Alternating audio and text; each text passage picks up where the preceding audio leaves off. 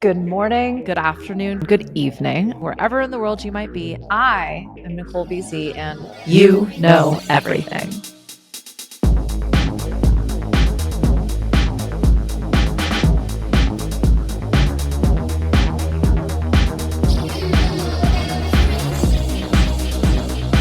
Hello, good afternoon, good evening, good morning. I just said that. If you listen to my intro, some of you might skip it. Hi. I just got back from the gym. So this one's coming in hot and I may regret that. If any of you can see my hair, you might know why. But this episode, I was actually really keen to record and it felt like the vibe. It felt like I needed to come in here, sit down, get serious after getting serious and talk a little bit about this creative disruptor. 100% artist, audience, probably artist, suggested. I would never have included this person. They're not really on my radar. I was pulling from like semi-contemporary pop culture disruptors, right? And this person absolutely qualifies. I guess I was thinking commercial music industry also qualifies. I was trying to get some representatives of different genres, different times. Also qualifies. I did realize I've not pulled anyone from the metal or punk genres, which are my favorite. And there's a lot of reasons for that. When I think of disruptor, please make a suggestion in terms of an artist that falls under those two monikers that should be included. And I'd love to know why, because I could see how any one of the artists I've gone through could be argued, debated, wouldn't qualify. Sure. Like I've said multiple times, I am not an expert. I'm not positioning myself as an expert on any one of these artists or like the history of the music industry. These are just ones that came to mind, felt like a lot of fun. Some I'm not even a fan of. Audience people like yourself have suggested them. Anywho, this isn't meant to be exhaustive, right? It's just meant to be a fun series for the summer, in the Northern Hemisphere at least. This artist in particular probably escaped my purview because when I was teaching, I taught music history, even though I just said I'm not an expert in music. It was to high school students, if that tells you anything, music production, to people of different ages, and the sort of production history of the recording industry, which were 3 separate classes. That's what happens when you go to a magnet school for the arts. Anywho, it was always these kids that were problematic, and they're not the kids that were problematic at the school you went to. These were the theater kids. And they were in like a constant state of performance and dramatization. It was like a dramatic reenactment every moment of their lives, right? I would often find myself being like, y'all need to go to the back of the classroom or just go rehearse your shit in the hallway. Like, it's fine. I will give you a pass. I will tell you what you need to turn in for your homework. But like, I cannot handle this much energy and theatrics while we're talking about history. Anywho, did that give away this particular artist? Do you remember Lin-Manuel Miranda? You may know him better from such productions as Hamilton or goodness. I mean, he's done so much on Broadway. In the Heights was another one. Full disclosure, I'm not a theater person in general. Definitely not a musical person. Outside of being completely and totally hyperfixated on the Phantom of the Opera when I was a kid and Les Mis, those were my 2 musicals. And I've really not dabbled in anything ever since. So this one was based very much on the internet, the research, and ChatGPT's support in terms of discovering why Lin-Manuel Miranda is absolutely deserving of an entire episode on what would Lin do? How did Lin disrupt the industry? And how can you apply that to your day-to-day as a creative, as a creator, as someone so willing to take your art seriously, you've made it your business. Own the stage and rewrite the script. How a Puerto Rican rapper from New York City built a $1 billion Broadway blueprint. Disruption nor success are defined by billions. Let me just be like very repetitive when I say that. These people are being featured not because they made lots of money, not because they climbed to the top of their ladder, but because I was made aware of them as people who did it their way. They did it differently. and they still somehow managed to come out, quote unquote, on top. So I just want to make sure that you're not taking away from this. I'm telling you to be successful, you have to make a gajillion dollars, you have to be at the top of the charts, etc. To get noticed, to be like conversation worthy, to be on some obscure podcast summer series, perhaps. But you can be wildly successful and no one may know your name. You might not be able to pay rent. No one might like what you do. You get to define your own definition for success. So I just want to like get that out of the way. I likely don't know those artists that are wildly successful doing it their way, who have probably changed many a game, because the game doesn't use internal metrics as ways to reinforce and reward the systems that you are creating. And that's also just kind of the nature of the game. So I do think it's just worth really exploring why you're doing what you're doing, who you're doing it for. I'm pointing at me as in you, and what your definition of success is. These episodes are not meant to tell you to get famous and make lots of money to be successful. They are to show you how people who truly weren't doing it for those reasons, and I believe those reasons are byproducts of following what truly lights you up, what you were absolutely passionate about, and what you literally couldn't not do. Like, it's the thing that just won't fucking leave you alone and go away. And quite frankly, doing that for no money and no fame is the most rewarding reason for creating your art. So anywho, I will get off my soapbox now. Thanks. Okay. Another little side quest here. You may have heard of a little band called MGMT. So MGMT and Lin-Manuel Miranda were both at this school called Wesleyan, which was this like very weird, very small, very private / privileged liberal arts school in New England.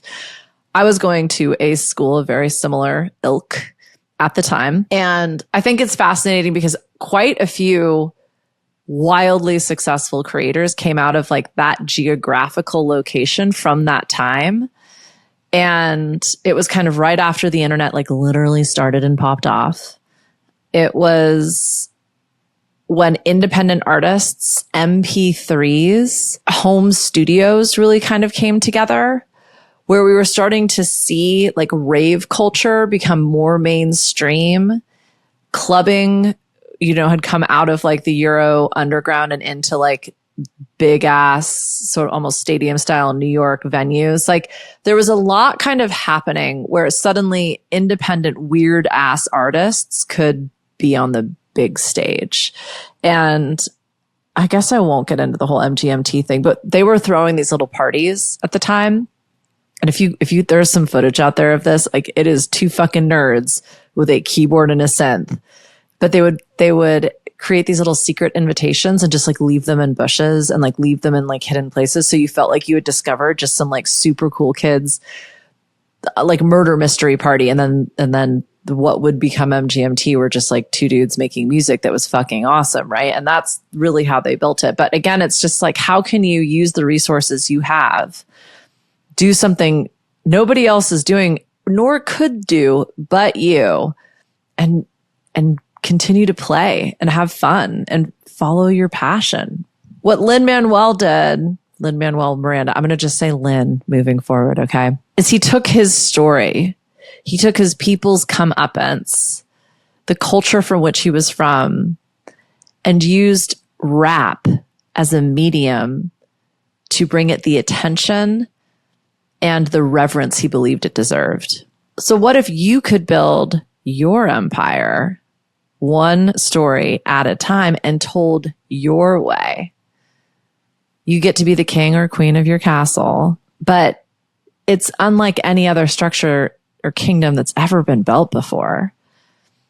So Lin took his New York childhood, he layered it with hip hop genius, mushed up American history for this particular production, but truly for the art that he created. He used his immigrant background and American upbringing as his secret sauce. And he changed an institution. He rewrote Broadway. And again, here's another commonality here. He didn't just tell the story. He didn't just write the songs. He didn't just play the music.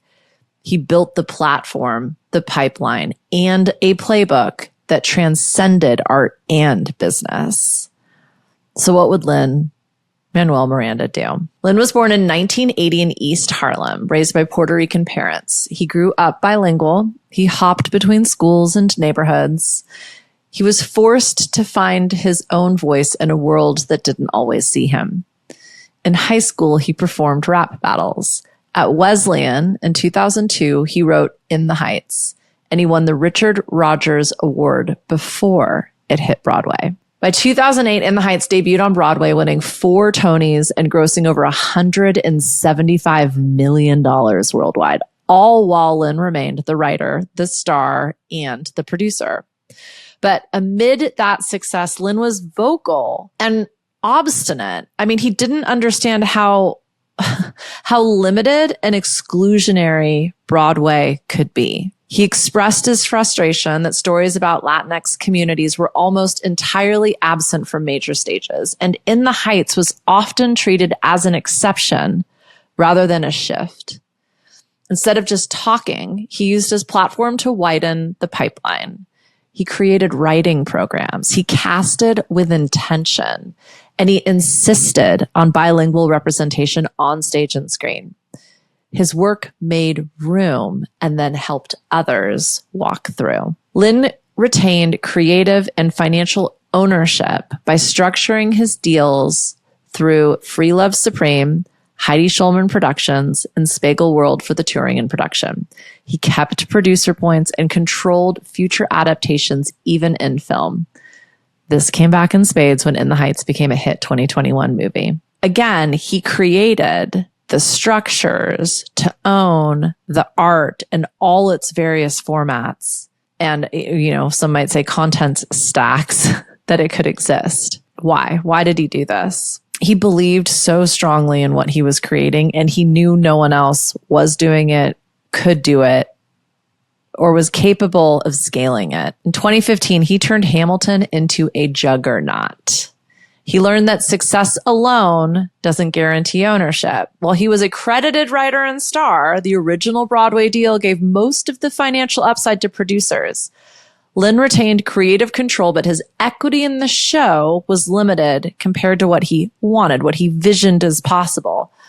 And that was what he learned within the Heights. He watched all of that happen over 10 years. And so when he came back to put Hamilton out, he changed the game. He negotiated a larger producer share up front before the Broadway transfer.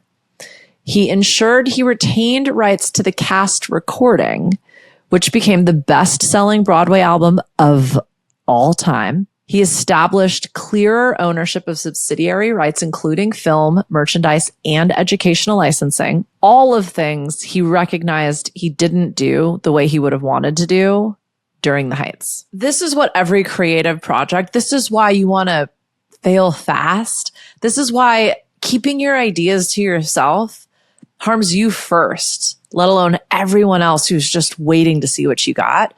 You can't learn these lessons without these pitfalls. The Heights taught Lin that being a creator isn't enough. You have to own the infrastructure. You have to own not just the idea, but the way that that idea comes out into this world and then what happens after the fact. Instead of jamming Irving Berlin style musical theater, Lin layered hip hop, R&B, and soul onto Alexander Hamilton's immigrant story. Licensed to be ill. Sorry, I had to. Nod to the Beastie Boys episode. Hamilton was the first show to hit #1 on the Billboard Rap Albums chart. And forgive me if you're like, duh, BZ, everybody knows that. I did not pay any attention. Why? Because it's the thing that I talk about all of the time, which is when everybody is into something, I have to be like way too cool for school. My little brother literally memorized every fucking word to Hamilton. He and his friends, so I was going to use another descriptor there, they all get dressed up and do their own like Hamilton theater nights. I mean, I think it's been a minute since they did that, but like When Hamilton came out, they traveled all around the country. I'm pretty sure they went to the London production. They acted like it was like a Rocky Horror Picture where they were like doing callbacks. And it was so I did not know that Hamilton debuted at #1 on the rap album charts. I don't even know how I feel about it, but that's not what this episode is about, is it? When Hamilton was released as a cast album, it wasn't just categorized under soundtracks or Broadway cast recordings. Because of its lyrical structure, beats, and production, it was eligible. And that's what's so interesting about the charts. Here's another side quest for you. What people that aren't in the industry probably don't think about a lot because it doesn't really fucking matter. The whole reason the charts exist is to sell music, mainly major label record releases. And there's a whole political game that gets played for you to play the festivals, to get your music in front of enough people. Terrestrial radio used to be a huge component of this. Now it's changed. Once you chart, obviously that goes in press all around the world, and all sorts of music tastemakers and gatekeepers look at that. This is why Missy Elliott got 3 songs back in the charts after playing the Super Bowl and sold who knows how many more singles, releases, albums, streams, whatever it is, as a result. By using the system against them, you can position your art in a way that gives you the power and the influence to keep complete control. It's just very inspiring, really. In October 2015, Hamilton, original Broadway cast recording, debuted at #1 on the Billboard Rap Albums chart, making it the first cast album in history to do so. And it charted alongside Drake and Kendrick Lamar. I do remember that. I do remember Kendrick Lamar getting knocked out, and I was like, what is actually happening here? This was a major disruption of genre and industry boundaries. That moment wasn't just symbolic. It was proof that Miranda had fused 2 worlds and was winning in both. He self-started, wrote the entire libretto, which means he built the whole world word by word, from lyrics to character cues to scene transitions. He did this alongside writing out the score. He secured producer participation and retained royalties and rights to the film version, which Disney paid $75 million for streaming rights in 2020. He didn't give any of it away. He earned them through leverage, advanced success, and conviction. Lin-Manuel Miranda didn't automatically get ownership of Hamilton. He negotiated for it and won it because he had the proof. So what would Lin do? Everybody wins or nobody plays. Everybody got to make a lot of money here. So when you sit down at that negotiating table, when you find yourself between a rock and a hard place, when you're looking at the industry and the rules and the business that you're working and you think that's not going to work for me, that is your cue. What can you do to ensure you win, they win, and the benefactors of this agreement are going to win? And the key is, if you can't figure that out, you don't play. You just walk away, maybe for the now, maybe forever, but there is always a way to find that win-win-win for everybody. So I remember someone offering me this piece of advice in an industry that I was working in, and they said, just take it one step further. Just see what happens with one more step. You might not be able to figure it all out. You might not even be able to solve the problem, but just take one more step and then give yourself permission to pause. And that's been really powerful in terms of pushing through some like real sort of glass ceiling moments. I'm thinking of a real world example now in business, and a lot of people listening might have like a terrestrial business. They're negotiating a lease. They don't know if they want to stay in the same building for the same amount of time with their existing landlords. They're looking to buy property.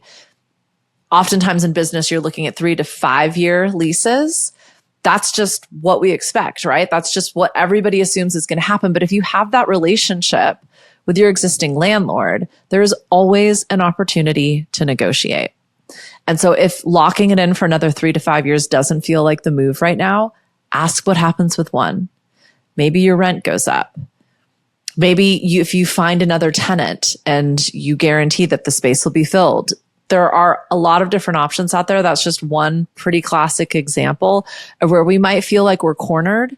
And you know, when you're thinking, I either have to lock this in for 5 years or shut my business down and I don't feel confident enough to sign this lease for 5 years, maybe not even because of cash flow or profitability, but because you're looking at the potential of moving spaces. What's the both and? Take it one step further. Invite the opportunity to create something that doesn't exist yet and co-create with the person you might perceive as being your enemy. That's what Lin would do. Lin didn't just structure for legacy. He disguised revolution as musical theater. He used his art as a Trojan horse. Most Broadway shows play it safe. Lin brought hip hop, immigrant stories, and American revisionism straight to the white-gloved institutions that made them. And he got everybody to sing along. Hamilton wasn't just rap on stage. It was rap used to elevate history, making the founding fathers sound like Nas and Biggie. It blended historical nonfiction, modern cadence, and Pulitzer-worthy storytelling and forced the actual Pulitzer community, the Tonys, and the Grammys to recognize hip-hop as high art. You're welcome, Kendrick. Hamilton won 11 Tony Awards, a Pulitzer Prize for Drama, a Grammy for Best Musical Theater Album, and it changed the tone of how stories of color were told on elite stages. What would Lin do? Lin didn't wait for permission to be innovative. He used the respectable format, Broadway, to sneak in, Trojan horse, an entirely different cultural narrative.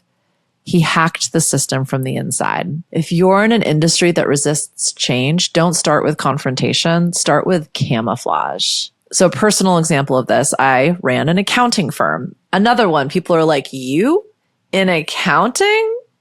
What? That I may have been the Trojan horse. Well, no, my accountant business partner was the Trojan horse. I was the Trojans hiding inside. I always joke about accounting being the second oldest industry in the books. If you know the joke, then you know what the first industry is. And that's why it's funny, my friend. But we recognize it was archaic. There were all of these ways of doing business that were cumbersome and most importantly, expensive. We were really good at pointing that out. We could go into a business and audit within 3 days and save them at least our first 6 months of billings, which was over 6 figures. There is so much bloat in corporate. I don't need to get into that. It is obvious. And the team that we had were the people you would hire when typically a merger or acquisition was occurring and you needed to get rid of 40% of existing staff, or you needed to get rid of 40% of existing costs that weren't people power. And they needed someone to come in and figure out where was the bloat in their systems and their accounting process and potentially even in their accounting departments. One of our/my angles was fully remote. We do not need an office. We will come to you. And we don't have an office. That saved us 30% of our own operating expenses. We were incredibly nimble. We could go in, we could dump, we built out our own systems, our own IP, our own proprietary way of working so that we could essentially extract all of their financial data, throw it into our own analysis, and be able to tell them what percentages of change needed to occur in order to get the results that they wanted and how long it would take for that to happen. When I first started, everyone was like, you're fucking crazy. We want to keep doing it the way that we're doing it. And we need offices. Thankfully, the pandemic happened and then there were no offices. And suddenly everybody thought I was a genius. I'd been working remotely since 2003. I've never understood the expense, let alone the obligation of a physical shared space. I'm also a very autonomous worker. What my accountants helped me understand is that their entire social network comes from their work. You can think about the type of personality that would be attracted to that type of work. So we worked on that as well. We created an opportunity, the win-win-win, for everybody to be able to experience the level of social engagement and community they actually did want from work, while also being incredibly nimble and creative in accounting. And typically you don't want to hire a creative accountant, but when you use your creativity to challenge the status quo And that saves organizations millions, if not billions of dollars. Suddenly it becomes an asset and not a liability. Pun intended. So use their format, but bring your voice. That's what Lin would do. Wrap innovation in familiarity. Don't be dangerous. You don't have to have a big billboard sign that says disruption. You can simply make things better, use their words, do it in their costuming or their uniform in their space, and suddenly you change the game. And they didn't even know it was happening. Lin would wrap innovation in familiarity, then flip the switch. He'd take your long-winded sales page and rewrite it as a spoken word monologue, score it to a beat, and submit it for an Emmy and a Clio award. Lin didn't just create content. He engineered cultural ecosystems, and that kept him paid, kept him at the front of the game. He literally became the education, like the teacher for theatrical and musical arts. He transformed every attendee of one of his productions while they sat in a seat watching. They didn't know they had signed up for that, and they walked away different. Everybody won. Lin built worlds, another very common thread. But his worlds weren't just this multi-sensory experience. They were truly ecosystems where one could be rebirthed, educated, matured, wizened, and transformed. Most creators drop a project, promote it, and move on. Lin built worlds that evolved, cross-pollinated, and generated value from multiple directions: commercial, educational, artistic, and community. Hamilton was never just a stage show. That wasn't ever the point. Lin and his team developed Ham for Ham, a digital mini show for ticket lotteries that built millions of fans who never even saw the play. It became a YouTube series, a fan phenomenon, and a case study in fan to customer pipeline.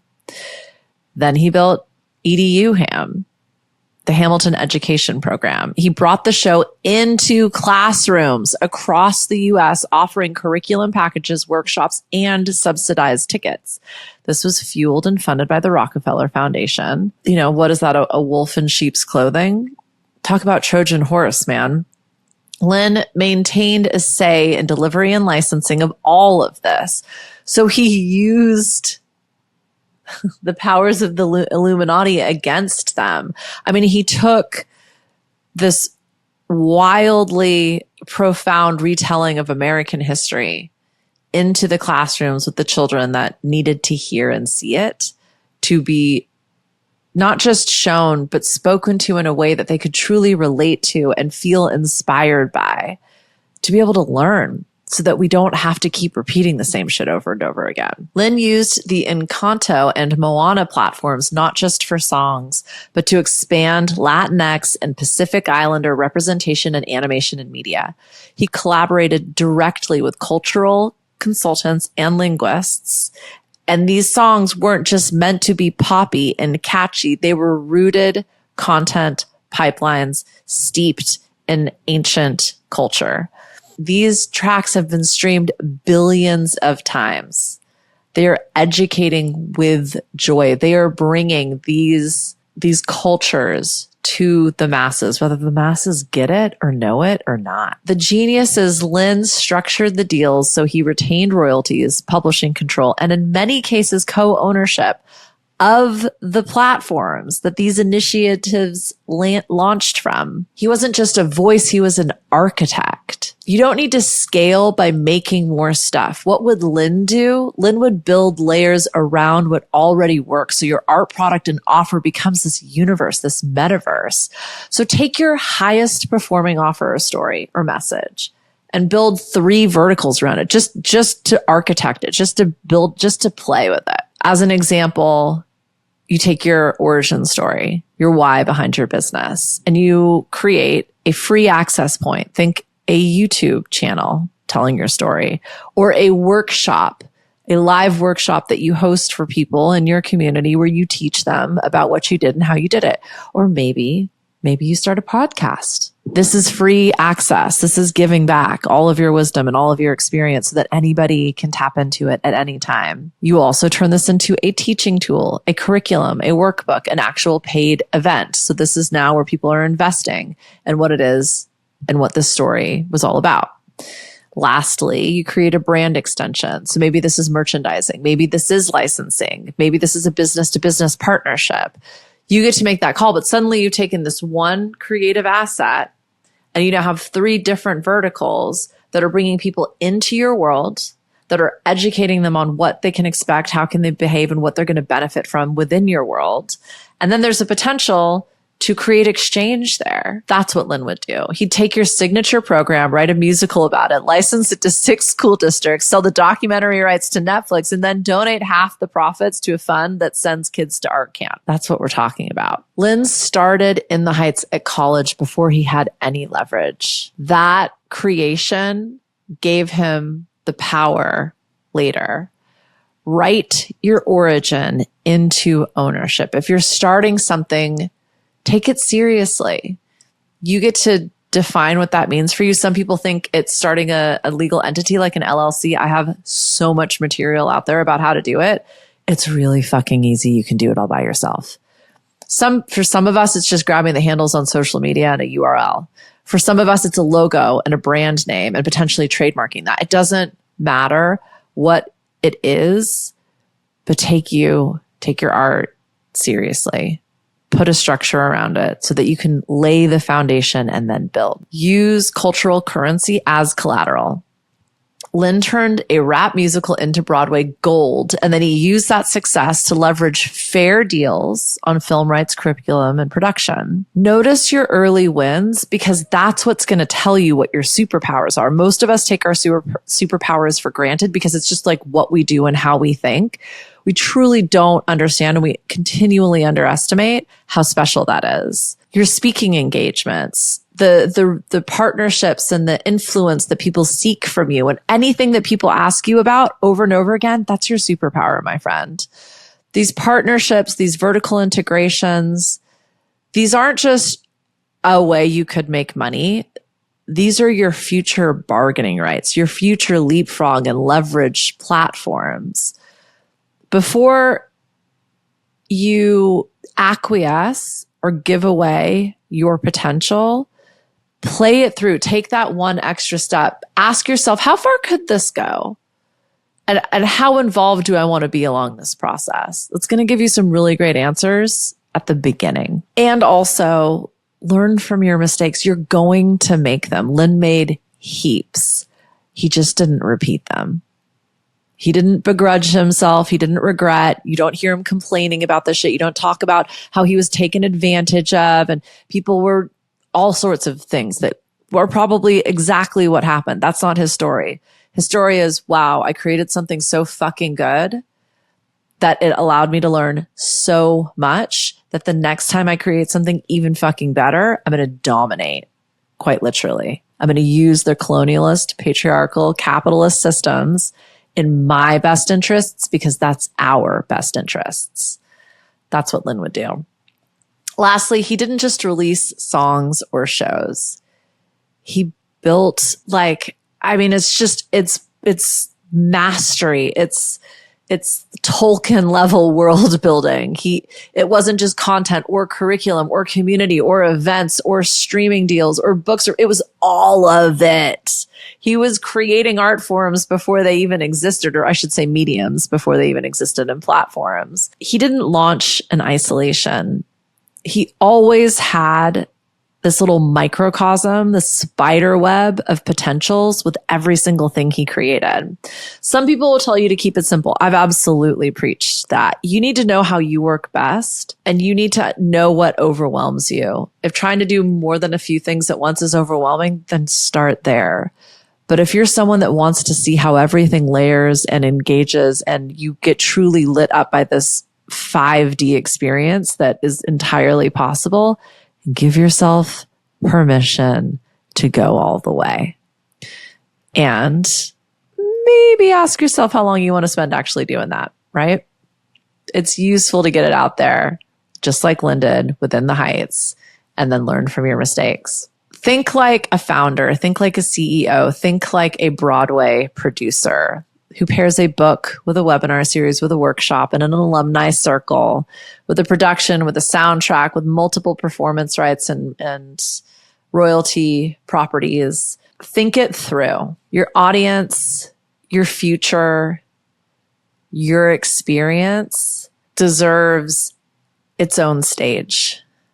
And Lin would not just light it up and call the curtains. He would costume it. He would stage it. He would have printed the fucking pamphlets. I mean, he inserted himself in every single part of that production. And I think that's how I imagine that's how he lives his life. Lin-Manuel Miranda didn't just break the Broadway mold. He designed his own. And by doing so, he owned it. He did what no one thought was possible. He made the immigrant struggle a blockbuster. He turned hip hop into high art. He leaned into ownership before giving anything away. If you want your art to belong to you and not someone else, ask yourself, what story are you telling? Who gets paid when it's retold, replayed, and potentially reworked? All great works do.